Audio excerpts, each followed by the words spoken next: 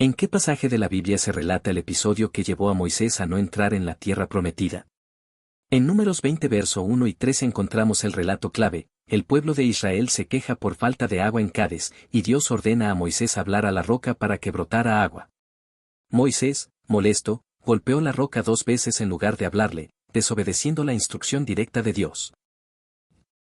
¿Qué le pidió Dios exactamente a Moisés en ese momento? Dios le dijo a Moisés que tomara la vara, reuniera a la congregación junto con Aarón y hablara a la peña para que saliera agua. No era un acto físico de fuerza, sino un acto de fe y obediencia verbal que exaltaría el poder de Dios. ¿Qué hizo Moisés en cambio? En lugar de hablar a la roca, Moisés la golpeó 2 veces con la vara. Además, habló al pueblo con un tono de enojo, diciendo: «Oíd ahora, rebeldes, os hemos de hacer salir aguas de esta peña». ¿Por qué fue grave que Moisés golpeara la roca en vez de hablarle? Porque desobedeció una orden directa de Dios y alteró el símbolo que él estaba estableciendo. El acto no solo fue físico, sino que transmitió un mensaje erróneo sobre el carácter de Dios, como si el agua dependiera del poder de Moisés y no de la palabra divina. ¿Cómo reaccionó Dios ante la desobediencia de Moisés? Dios le dijo a Moisés y a Aarón: «Por cuanto no creísteis en mí, para santificarme delante de los hijos de Israel, por tanto, no meteréis esta congregación en la tierra que les he dado». ¿Qué significa no creísteis en mí en este contexto? Implica que Moisés y Aarón no actuaron con plena confianza en que la palabra de Dios era suficiente para producir el milagro. La fe se demuestra obedeciendo exactamente lo que Dios dice, y ellos modificaron el mandato. ¿Por qué era importante santificar a Dios delante del pueblo? Santificar significa mostrar el carácter santo de Dios y darle la gloria que le pertenece. Al actuar con enojo y con un gesto de poder humano, Moisés no reflejó correctamente la santidad, paciencia y fidelidad de Dios hacia su pueblo. ¿El problema fue solo el acto físico de golpear la roca? No. El problema incluía la actitud del corazón: enojo, frustración, palabras duras y tomar crédito implícito por el milagro. Os hemos de hacer salir aguas, desviando la gloria de Dios hacia sí mismo. ¿Había Moisés golpeado una roca antes para sacar agua? Sí, en Éxodo 17 verso 6, en Refidim, Dios le ordenó golpear la roca, y de ella salió agua. Pero en Números 20 la orden fue diferente: hablar a la roca. Moisés repitió un método pasado en lugar de seguir la instrucción nueva. ¿Qué nos enseña esto sobre obediencia a Dios? Que la obediencia no es hacer algo parecido a lo que Dios pidió, sino exactamente lo que Él ordena. No basta con buenas intenciones, la fe verdadera se refleja en la precisión y sumisión a la voz divina.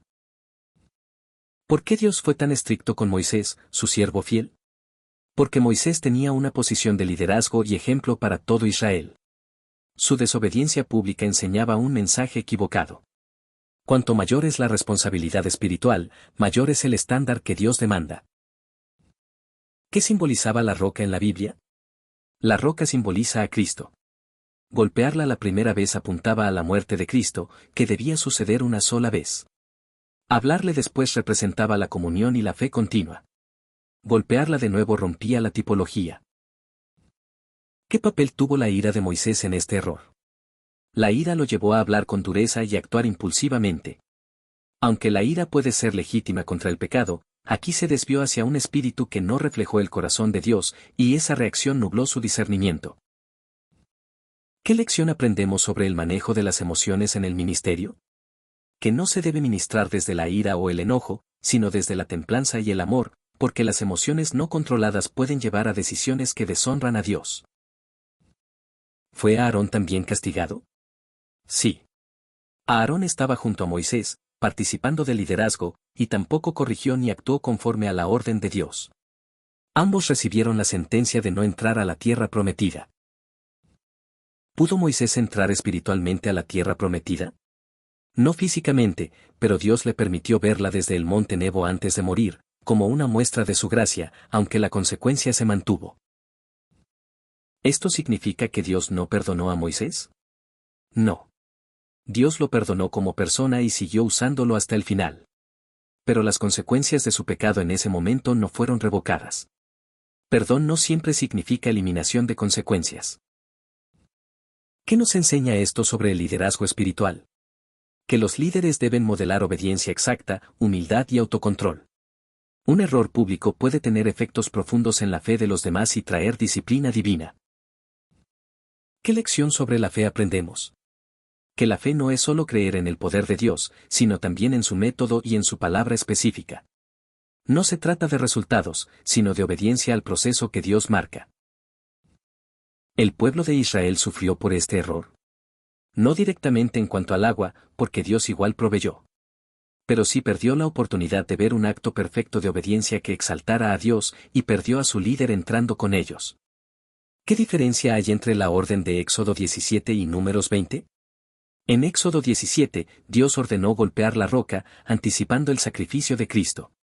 En Números 20, Dios ordenó hablar a la roca, representando la relación de fe posterior. Cambiar la instrucción dañó la imagen profética. ¿Qué quiso decir Dios con por cuanto no me santificasteis? Que Moisés y Aarón no presentaron a Dios como santo, digno de confianza y obediencia perfecta ante el pueblo. Lo presentaron como si necesitara un esfuerzo humano extra para obrar. ¿Por qué la consecuencia fue no entrar a la tierra prometida y no otra? Porque entrar era el cumplimiento final de la misión. Perder ese privilegio subrayaba la seriedad del pecado y servía como advertencia para el pueblo y los futuros líderes. ¿Esto nos habla de la importancia de la precisión en la palabra de Dios? Sí. No debemos modificar, añadir o quitar lo que Dios dice, aunque pensemos que es un cambio pequeño. Cada instrucción divina tiene un propósito exacto. ¿Moisés aceptó el castigo o lo discutió? En Deuteronomio 3 versos 23 al 27, Moisés pidió a Dios que le permitiera entrar, pero Dios le dijo que no insistiera más en el asunto. Finalmente, Moisés aceptó la decisión divina con humildad. ¿Qué muestra esto sobre la disciplina de Dios? Que la disciplina de Dios es firme, justa y busca enseñar. No es un capricho, sino una forma de proteger la santidad de su nombre y moldear el carácter de su pueblo. ¿Qué nos enseña esto sobre el carácter de Dios? Que Dios es santo, fiel a su palabra, y espera obediencia total de sus siervos, especialmente de aquellos en posiciones de influencia. ¿Qué aprendemos sobre la importancia de dar gloria a Dios? Que tomar crédito, aunque sea indirectamente, por lo que solo Dios puede hacer, es un pecado grave. Toda gloria debe ser dirigida a Él. ¿Qué nos enseña sobre la paciencia en el liderazgo? Que incluso un líder experimentado como Moisés puede fallar si no mantiene el autocontrol y la dependencia continua en Dios. ¿Fue la desobediencia de Moisés un acto aislado o un patrón? Fue un episodio aislado, pero con gran peso debido al momento y al simbolismo. Moisés había sido fiel por años, pero un error en un punto crucial tuvo gran consecuencia. ¿Qué papel juega la fe en las instrucciones de Dios? La fe se prueba cuando Dios nos pide algo que parece simple o diferente de lo que haríamos naturalmente. Obedecer aunque no entendamos del todo es fe genuina. ¿Qué enseñanza deja para la iglesia actual? Que no podemos servir a Dios a nuestra manera, sino conforme a su palabra. Incluso ministerios fructíferos pueden perder privilegios si no se rigen por la obediencia. ¿Podemos decir que Moisés perdió su salvación por este error?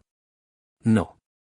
Moisés aparece con Elías junto a Jesús en la transfiguración, lo cual demuestra que estaba con Dios. La consecuencia fue terrenal, no eterna. ¿Qué enseñanza da sobre manejar la presión del pueblo? Que un líder debe depender del Espíritu Santo para responder con gracia, no con reacción emocional, aunque la presión sea intensa. ¿Qué dice esto sobre repetir fórmulas espirituales? Que no debemos asumir que Dios quiere que actuemos siempre igual. La dependencia diaria implica buscar su dirección fresca, no solo repetir lo que funcionó antes. ¿Cómo se relaciona esto con Cristo como roca espiritual? Cristo fue golpeado una sola vez en la cruz para dar vida.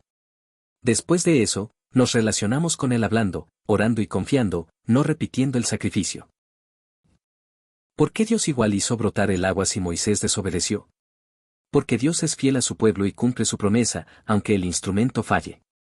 Pero el instrumento recibe la corrección correspondiente. ¿Esto significa que Dios puede bendecir a otros a pesar de nuestros errores? Sí. Dios bendice por amor a su pueblo, no porque el siervo sea perfecto. Sin embargo, el siervo recibe disciplina si falla. ¿Qué enseñanza nos da sobre el momento oportuno de Dios? Que incluso en momentos de necesidad urgente, la prioridad sigue siendo obedecer su palabra, no actuar precipitadamente. ¿Cómo afectó esto la imagen de Dios ante Israel? Moisés proyectó un Dios iracundo y dependiente de la fuerza humana, en vez de un Dios paciente y poderoso por su palabra. ¿Qué mensaje deja sobre la santidad? Que la santidad implica representar bien a Dios ante otros, y cualquier distorsión de su carácter es un atentado contra su gloria. ¿Por qué la Biblia registra estos errores? Para advertencia nuestra, 1 Corintios 10:11, mostrando que incluso los más grandes siervos pueden caer si no permanecen obedientes. ¿Qué significa que Dios no hace acepción de personas aquí? Que ni siquiera Moisés, con su cercanía y trayectoria, fue exento de las consecuencias. Dios juzga con justicia a todos por igual. ¿Qué enseñanza deja para los que sirven en lugares visibles? Que la responsabilidad espiritual es mayor y las consecuencias por fallar son más notorias, porque afectan a muchos. ¿Por qué Dios permitió que Josué guiara al pueblo? Para mostrar que la obra de Dios no depende de un solo hombre.